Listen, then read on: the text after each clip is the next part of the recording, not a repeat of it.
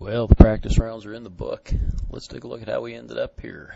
We'll start right up here with selected financial statistics, and we see once again in the sales department our team Chester, the computer team, pretty much dominated. Selling about as much as the next two teams combined. See, in fact, it would be a little bit more than the next two teams combined. Okay? I'm still hopeful. You guys are making me nervous, but I'm still hopeful that in the competitive rounds, you guys can turn this around and beat the computer team. At least some of our teams should be able to do that. I would think. I would hope so. So I'm still optimistic, although you guys got an uphill battle. So let's take a look. We got, oh golly, look at all those emergency loans. Baldwin just kind of keeps tacking it on. Erie had a big one, however, this round. Ferris a small one. Andrews actually, and Andrews has been our leader, okay, and yet still had an emergency loan, as did Ferris. Digby did not. So profits, well, if you had emergency loans, doesn't mean you can't have a profit. Ferris had a little profit, but relatively small. The only non-computer team to earn a good profit, decent profit, was Team Digby, about $9 million. Okay, and they did end up with the best cumulative profit. Ferris, which didn't win any rounds, was just behind Andrews though in terms of cumulative profit. So, did a little better job actually than what some of the round scores might have indicated. SG&A to sales, we're seeing some big numbers there, but here again, amazingly, look at how small as a percent Chester's number is. But again, they're probably spending as much money as other teams. 7.3% times that, so they're spending $21 million, right? Which is probably similar. If you took 18.6 times that, it's probably pretty dang similar to what some of the other teams are spending, and we'll see that when we look down at the income statement in terms of sales. But they're getting far more efficiency. Okay, why? The number one answer is going to be customer buying criteria. Okay, Chester is doing a better job of analyzing and meeting the customer buying criteria. Maybe I haven't preached that enough since the start of the semester and the smart start of the game, but that's a key. That doesn't mean that you can't or shouldn't spend money on marketing. It doesn't mean that you shouldn't do a lot of the other things. You have to, absolutely. Okay, but in each segment, you definitely have to pay attention to that customer buying criteria, and we'll see some of those things maybe as we go down. Stock market earnings per share, of course, every team, if you lost money, you didn't earn anything per share. Ferris had a slight positive earnings per share. Digby, the other student-run team that was the best. Our computer team's taking off and winning, but again, I hope still that we'll be able to turn that around. We take a look at the cash flow and plant improvements. We see Chester still. Of course, Chester doesn't know that this was the end of the practice round, so they're still investing. Paid a lot in dividends, as did Team Ferris, amazingly. So, spent some cash. Actually, retired some current debt, retired some long-term debt, but ended up short of cash a little bit. So they might have been a little aggressive getting rid of cash, and cash, like I've said, is not always the greatest thing to have on your balance sheet because it does it makes it harder to earn ROE. It makes it harder, depending on how you're doing, it makes it harder to earn earnings per share. Only because you could redeem cash for stock, you could buy back stock, right, and reduce the number of shares outstanding. There's good cash management. Look at Digby. That's awesome cash management. Now, they issued some long-term debt.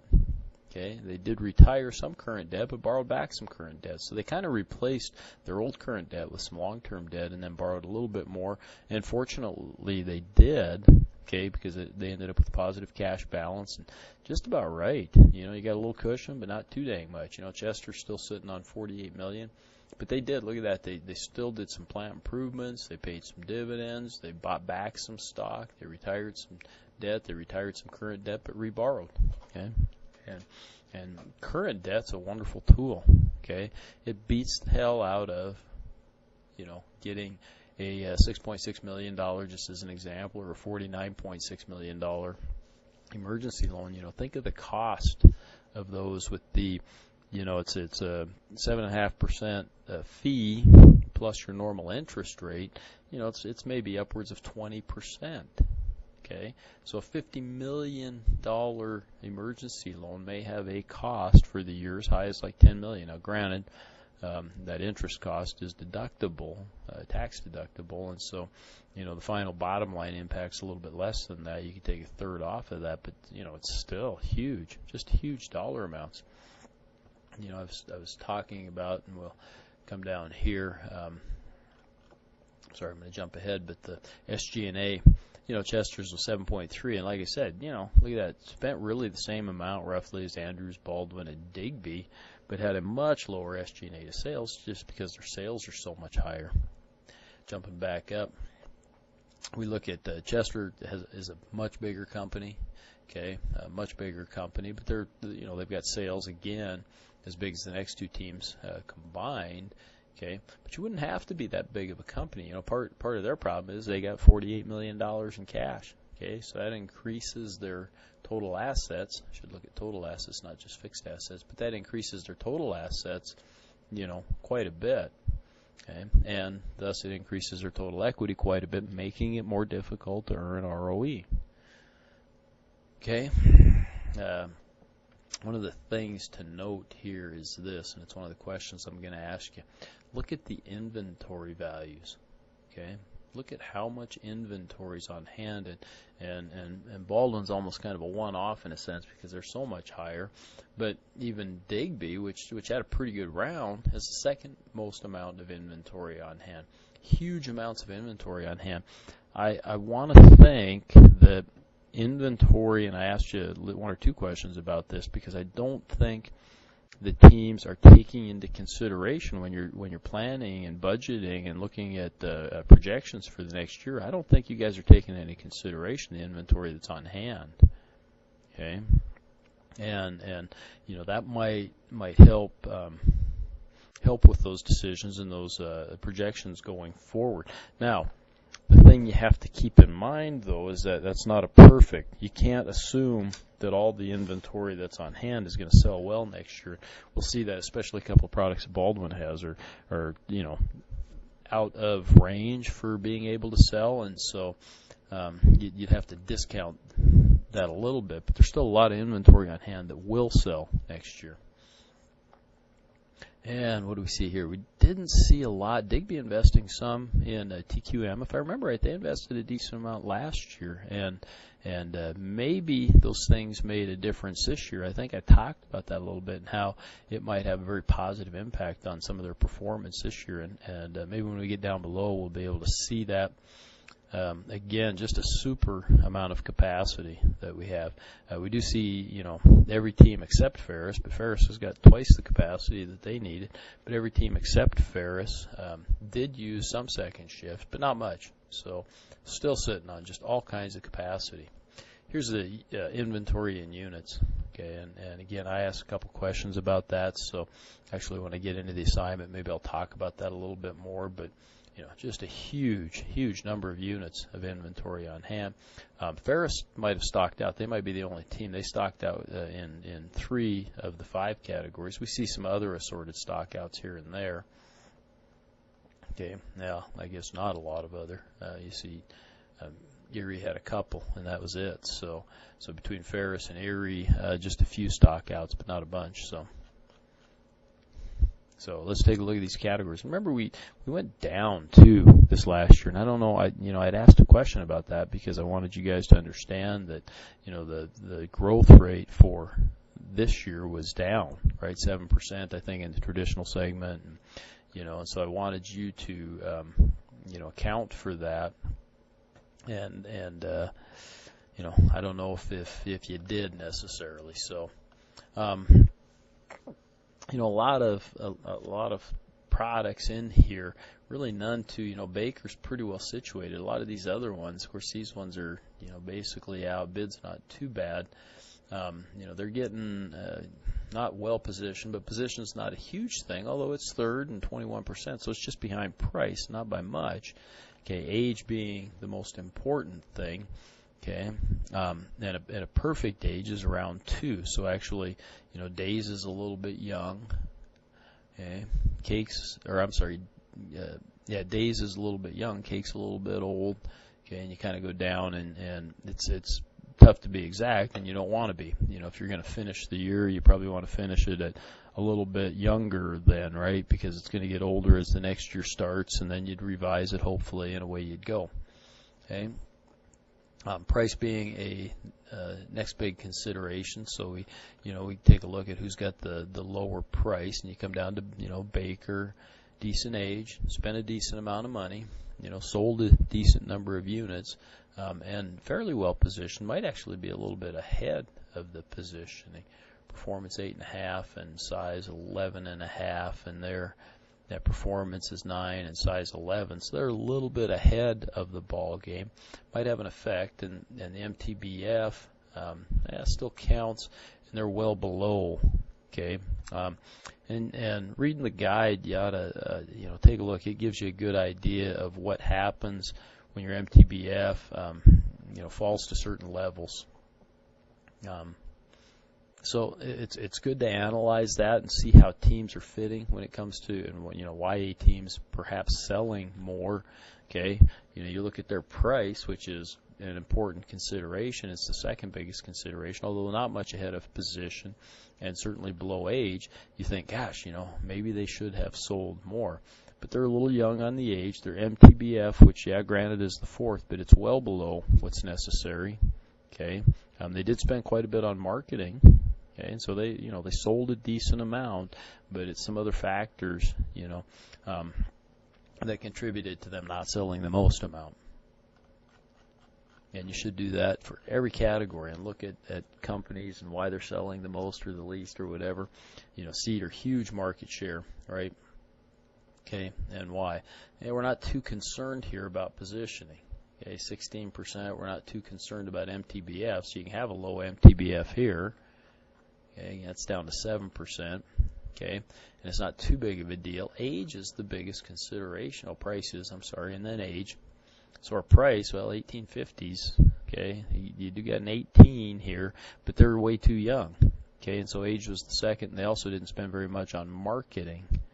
Okay, so you got the good price. Positioning doesn't matter. Age is, within a couple of the ideal. So it's a little better than this. Okay, that's within 3. That's 2.6. So it's a little bit better. The best age is 7. Okay, this one's going to have problems next year, right? If they don't revise it, because it's going to get too old. So things to consider. In the low end, that's you can let a product age, and this is about the limit, okay? Because it's going to get too old. This one's going to be perfectly aged kind of next year, right? It's gonna turn 7, sometime middle of next year. It's going to be perfect, and $20 price tags may be a little high compared to these two anyhow. But that's why Ebb's selling quite a bit as it is. Didn't spend a lot on marketing and still sold a pot full, okay? Because the age is pretty dang close, and next year it's going to be perfect. And there's a lot of things they could do. Of course, we're going to be done with the practice round, so there won't be anything they can do, I guess. The same thing. I don't see a lot. There wasn't a lot of potential versus actual differences here. Again, we see just Chester dominating the upper ends, and Digby doing kind of okay here. But for the most part, when we look at the big perceptual map, we'll see that the reason Chester's dominating is they've pursued this. And one of your questions on your last assignment was, what is their strategy? Their strategy is actually a low cost, broad low cost. Okay. Nevertheless, they're keeping their products out in front. So again, it tells you that strategy isn't mutually exclusive. just because you're low cost doesn't mean your products have to be back here. Okay, so they've kept their products up here where they need to be on the high performance and size. These other products, not so much. I mean, look at their low end; it's just about out of the little circle. Like I said, it'll age out next year and also be out of position. So they'll revise it, as we go into round 6. And their traditional product a little bit too. It's kind of a little bit behind the ideal spot there. But these ones they've kept out in front. Okay, plus they're trying to keep their costs down on them. Again, it's not mutually exclusive. You can do both. Okay, and they're really receiving no competition. Okay, from the student teams in terms of that. Once again, if you're going to be more aggressive to do that in the competitive rounds, you have to start early. Okay, you have to make sure that you're not getting those revision dates out there more than a year, or you'll shoot yourself in the foot. Okay. And the HR report. Chester spent a little bit. You got Andrews, Baldwin, look at Digby. We talked about how Digby did. They've been making a lot of investments in different things. So they saved 14.5% here. Figure 14.5% of their labor cost. Okay, because they have that much more productivity, better than any other team. Big deal. That is a huge deal. Okay.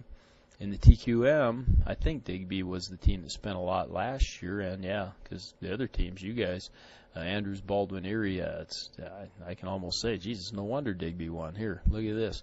So in addition to saving 14% up there on their HR, they saved another 12.67%. So they've saved 20, somewhere between 25 and 30% on their labor cost.